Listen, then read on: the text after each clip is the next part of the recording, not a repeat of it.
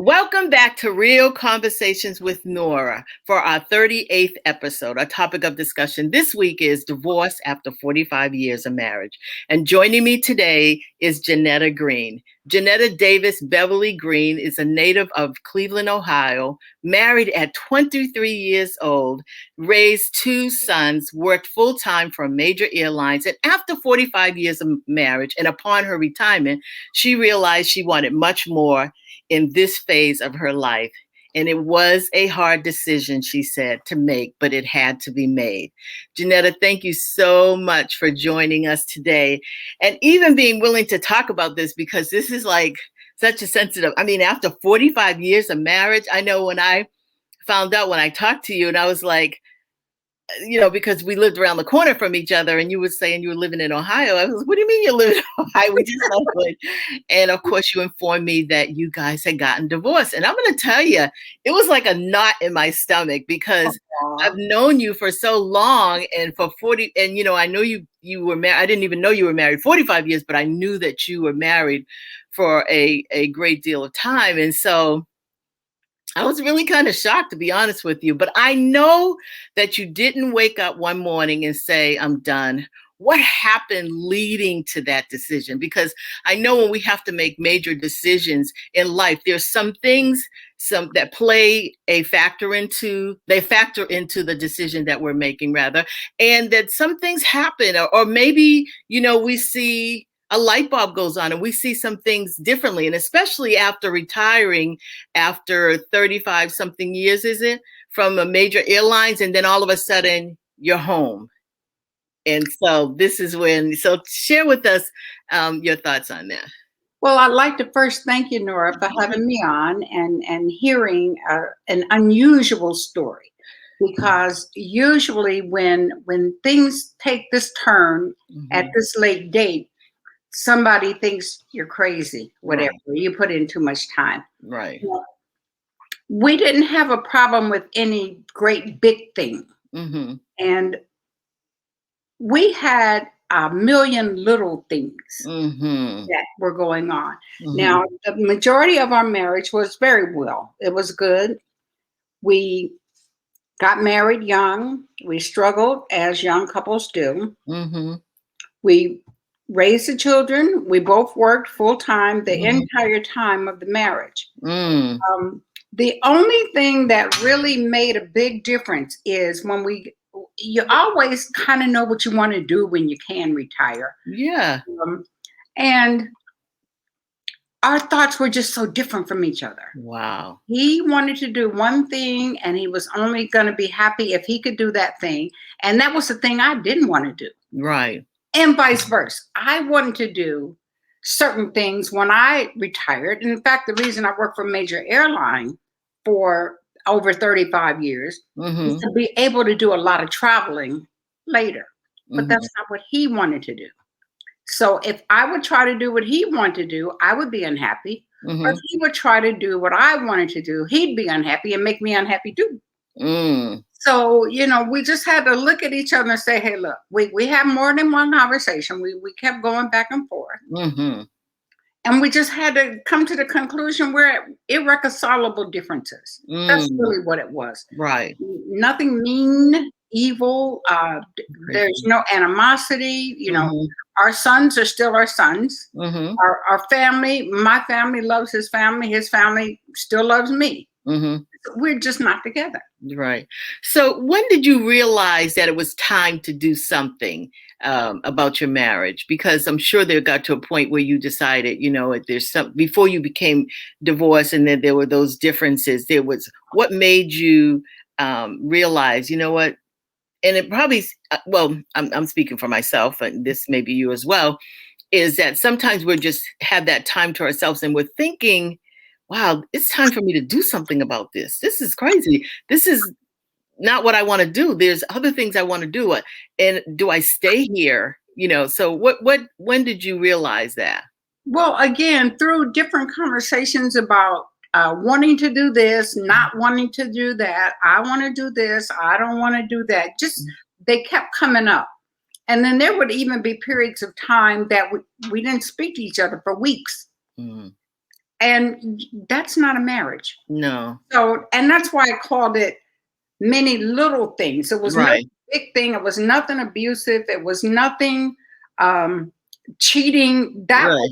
Those were not issues. Right. What was an issue was I always believed that every person deserves to be happy. Yes. And if you're happy and you don't injure or hurt anyone else, you should go for it. Right. And I've always went for it. Now, one thing I did always say, and maybe I shouldn't have, but I used to always say, if this doesn't work, I'm not going to worry about how many years it was. I'm just going to say, that's what I did then. Right. And this is what I'm doing now. And really, it came to be. Mm-hmm. I didn't even realize that I was professing that What was going to be out that way. Yeah. So when so what caused you to take a hard look at what was happening so that you could make that decision? Did you have any pros? Did you have any cons? Did you really look at it again to yourself? Because sometimes, obviously, in that situation, I know I've been married and divorced, and of course, I didn't have those opportunities, and I didn't even think about it. I just knew that I didn't want to be married to that person anymore. And of course, in my case was different. The mental abuse and that sort of thing, not physical, but so in your case, you didn't have those things that were going on. But what caused you to look at this and say, let's talk a little bit about that, about how you went weeks without talking. And again, that's not healthy. Like you said, that's not healthy. So I'm sure that played a factor into causing you to really take a hard look at this and say, you know what, do we stay together just for the sake of staying together, or do we move on? That's exactly what I did. I have no idea why he wouldn't talk to me for a week. I just wake up one day angry and stayed angry for a week at a time. And it happened a lot. And when I would try to figure out what's wrong or what happened, we wouldn't talk. One of the other little kinds of things were, no matter what tone I spoke to him in, he took it negatively. So I don't like the way you said that. I just know that I want to be happy. I love joy. I love peace. I love social. I love to be social. And it's hard to do that with somebody that's not. When you have somebody that is kind of self-centered, and if they're not happy, they're going to make sure you're not happy too, instead of working on a way to be happy. I didn't want to go that way. I didn't want to live like that. And I definitely didn't want to finish up life that way. So we talked it. We both agreed mutually that, well, might as well get divorced then, because I ain't happy with what you want to do and you're not happy with what I want to do. So divorce. Okay. Neither one of us had ever been married before. And so neither one of us had ever done a divorce. And the unique thing about this is that this all happened during Corona last year. Now, Corona didn't have anything to do with it. Corona only gave us time to be at home together and really discuss what was issues, what was making us happy, what was making us unhappy, and what to do. It gave us the time to really focus on it. So well, definitely the pandemic has allowed people to see who they are. If you're married like you were at that time, really begin to see some things that maybe you saw them, because oftentimes I do believe that we see things, but we're hoping they're going to get better. So we ignore what we see. And so that time being during the virus definitely allows you to see exactly, wow, who is this person? How to communicate better too. You have time to do it. It really gave. Nobody had to run off to work. Nobody had to run grocery. We were there, right? And we took it seriously. We really did. We kind of stayed self-quarantined, right? Because that was in March and April, May, and then May is when I'm saying, okay, I guess I'm going to do it. Right. So what makes you, why do you think you stayed so long and now after 45 years of marriage, you're only married. You married him when you were young, 23 years old. That's young. Um, what made you think, okay, what made you stay that long? Because I'm sure there were signs along the way. Were you hoping that it would get better, or that maybe he would change, and maybe once you retired and he retired, you know, what made you, stay so long?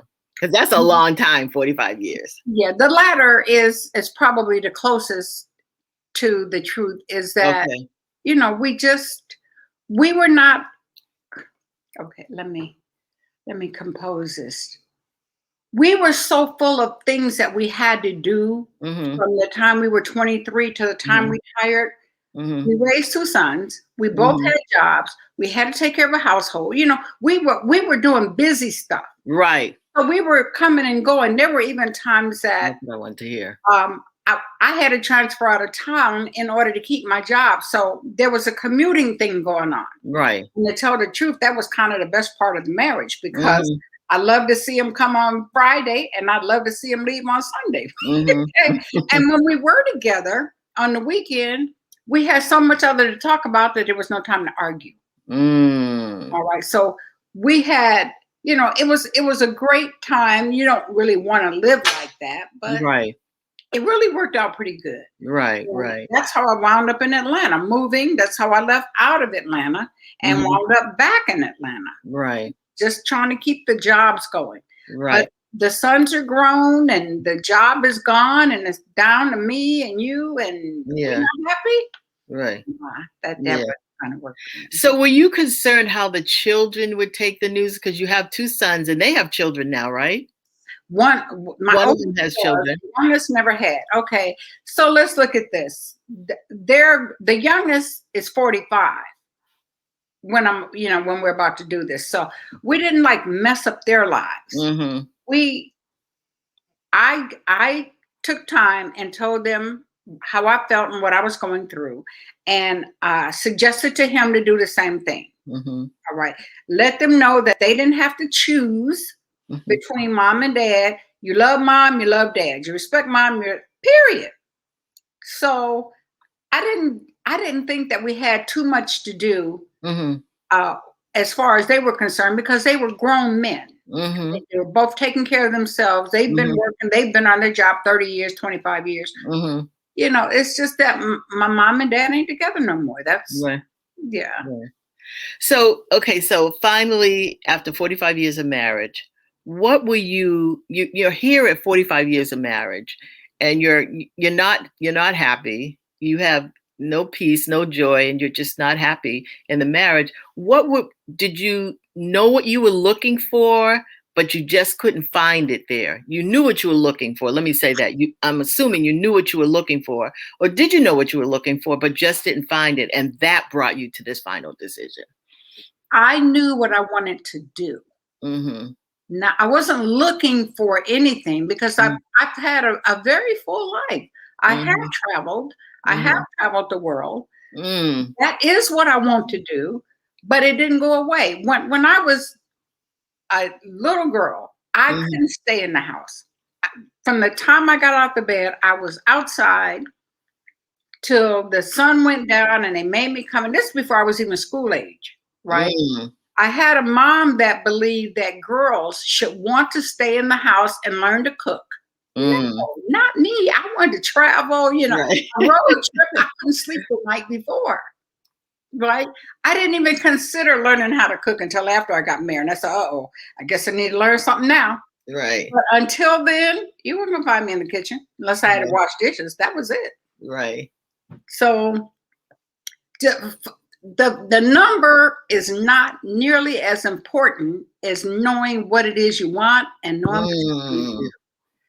Just erase it. And so many people, so I gave 45 or 25 years of my life. That doesn't matter. You did what you wanted to do in that 25, 35.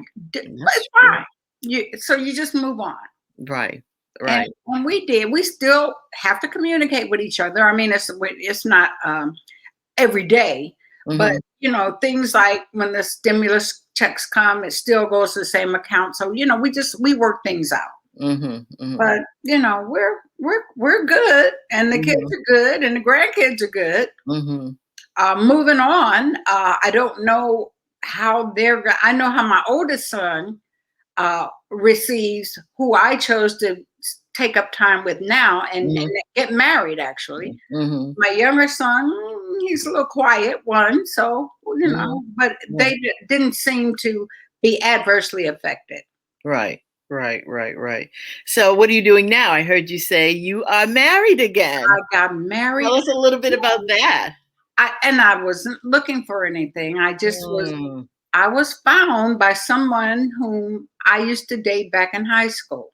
And it was a simple text message. Hey, do you remember me? I'm Rick from LA. And I had been asking and looking for him for years just to say hello, just wondering how you're doing, hoping you're still alive, hoping everything. And to hear from him out of the blue, it just took my heart. So I give him a number and we talked for a little while, and then he knew that I was in the midst of getting a divorce. He knew that, so he stayed back. He stayed away. So, but anyway, he respected that. He respected that, and he respects the children's feelings. He says it's okay if they don't love me. I just expect them to respect me. Right. And that's how I feel, about everything. Now, his entire family has been the most loving, welcoming, and they're so happy for him, so happy for us. And it's funny because my exes, his family, treat me or are more comfortable with it than my own personal family. Wow. I have one sister that's been on Team Johnetta the whole time, even though she's known my ex since she was 10 or 11. That's when we got married. So that's all they know. So I understand it's tougher for them because that's been the longstanding male figure in their lives. As far as you were concerned. As far as our whole family was concerned. And nobody else there's no other man that's been in our family that everybody in our family liked. Except. Wow. So I didn't know that you knew him. So you've known him before you got married. Oh yeah. Yeah, I know. We went to high school together and we left town. I never knew why. I just knew every time it was time to do something, I didn't have no boyfriend because he wasn't here. He was going back home to LA. So I know he heard that I got married. He used to ask about me and David all the time. And then when he heard I got married, he just went on. We just went on with our lives. Right. But for him to contact me, and it was last year. Just hello, do you remember me? And I'm like, and I'm sure he thought I didn't, but I did. So yeah. So your previous husband, Lloyd, did you know him before you guys got married? Did you go to high school together, or how did you? No, no. I met him. My next door neighbor was getting married. She didn't have any friends, and she wanted somebody to be a witness. And she asked me, and I'm like, I did. I mean, she didn't have anybody. She had her mother, and then the guy that she was marrying was his nephew. So he was like the chauffeur. He was driving them around. And that's how we met. So that's how you and Lloyd met? Yeah. Wow. Wow. But your now husband, you have known him since you were a little girl, since you were young. And so now you're married again, and it seems so happy. And I just really believe that. And I was so excited about you coming on because I wanted our listeners to know there may be some women out there who are married and it's just not, they're our age and they feel like, okay, this is the final stage. And I don't know, you can correct me if I'm wrong, but this is the final chapter of our lives. What do I want in this chapter before I go to meet Jesus? What do I want to happen here on earth in this stage of my life? And so I commend you for making that choice because so many women would have not made that choice. They would have stayed. miserable, unhappy because of that front number, 45 years. The number has nothing to do, just like you don't care about your age. If you look good and feel good, the number doesn't matter. Right. It doesn't matter. Now, what I would like to say, I think I don't want to give the wrong impression. Right. I don't want people to think, well, as soon as you do this, something else is going to jump up. It doesn't necessarily have to happen like that. That's right. You have to first be good with yourself. Learn how to live yourself, live with yourself, learn how to love yourself, and be strong enough. You've got to say, I can walk this by myself, but it would be great if there was somebody walking it with me. Right. With that kind of attitude, you can go forward. You can do what you need to do. I didn't leave expecting to get married. Right. I just didn't. Right. I knew that I needed to get myself to where I was going to enjoy these last, because I have, as you would say, I have less summers in front of me than I have behind me. So I want to enjoy however many more summers I have. I wanted to enjoy it with somebody that I can enjoy it with and who enjoys it with me. And I found that. Now that was unusual. That was unexpected. But I would just encourage anybody that's need to make a decision or want to make a decision, make your decision on your own 2 feet. Make your decision standing where you need to stand. You have your own finances. You make your own way. And if somebody comes along, great. But if they don't, you should still be great. You know, I think the thing that there's a couple of things as you were talking that I admire. One, you didn't let the fact that finances could have made you stay. You made the decision based on what you wanted out of life in this chapter of your life. I'm going to say in this chapter of your life, when so many people would say, you know, I got this accomplished and this established and so forth, and just stay and not have any joy and not have any peace, because we know happiness that comes and go, but there's something magical about that word joy. And not to have that joy and not to have that peace, but to make that decision, to be bold enough to make that decision and to move in the direction. And the fact that you did not, what I also got is that you weren't looking for anybody. You didn't do this because you found somebody else. You were doing this for Johnetta, for me, for you, for yourself, and along the journey. I could have easily traveled. I have a sister, 2 sisters. We could have hit the road just like the Golden Girls. Right. So I didn't need a husband to move on. I needed to just be happy. Right. Or, you know, get to that point. Right. So we did. Well, I want to thank you, first of all, for being our guest on today on Real Conversations with Nora. And are there any last minute comments that you would like to leave with the audience before us closing out today? Again, I say to you, love yourself, understand yourself, get to know yourself, and do what you need to do. You're entitled to happiness, joy, peace, and love. And you can get it yourself. It's great to share it with somebody, but don't look for it from someone else. Right. It's within you. Right. So use it. Right. I mean, and in closing, I just like to add that I so admire you because you're not bitter. You're not bashing him or anything like that. It's just, you were focused on Johnetta and what Johnetta needed in this next chapter of her life. Exactly. And so therefore, because I believe that you were so clear about that, you didn't have all that drama, you know, but you were able to make that decision to if he ever needed anything, if he felt sick or anything, I'm married to a type of person that would allow me to be of assistance. Right. All right.